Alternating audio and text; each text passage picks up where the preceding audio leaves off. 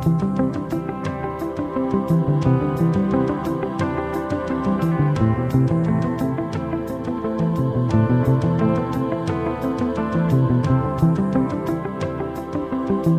everyone, Charlie here. I hope you're all doing well.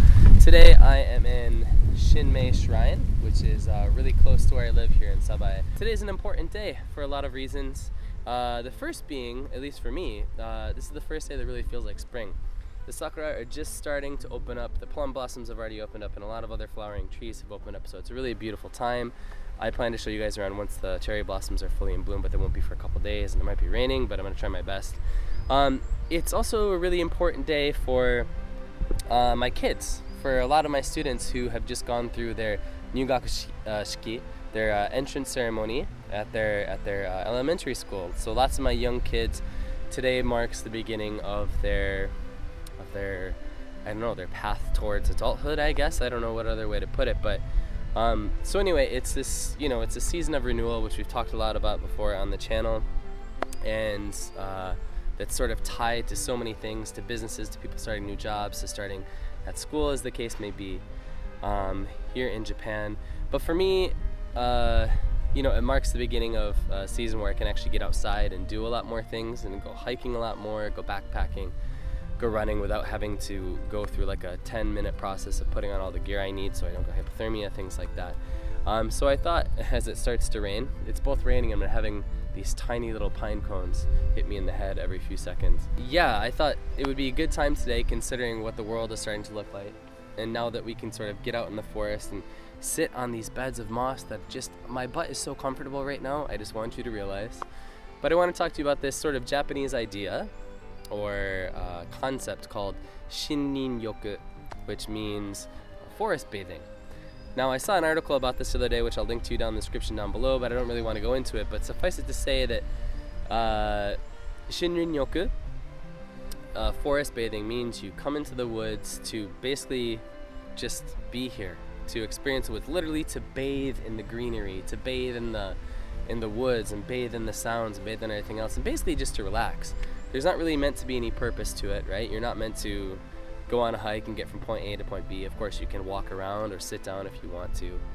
But yeah, basically the idea is that you're just supposed to take things in and relax and chill out. So by that definition, I am not doing that today because I came here with the purpose of shooting a video. So I'm failing at Shinrinyoku today.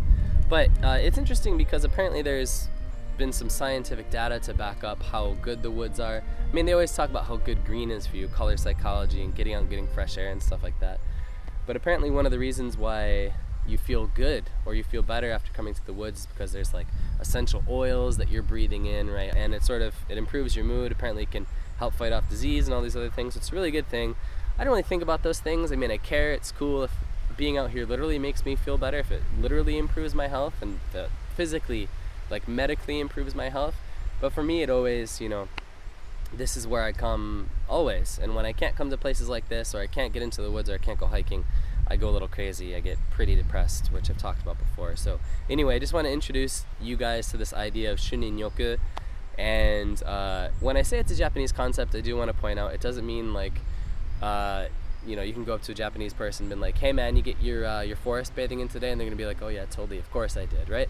I mean, some people buy into it and make sure to get out and get into the woods often. Some people don't, just like anything else. But I know in the viewership of this channel, there are people from Norway, there are people from the exotic country of Canada, there are people from different places around Asia. And anyway, the reason why I point that out is I want to know, is there a concept in your culture of this idea of getting out into the woods for no other purpose of getting out and sort of relaxing and sort of connecting with nature?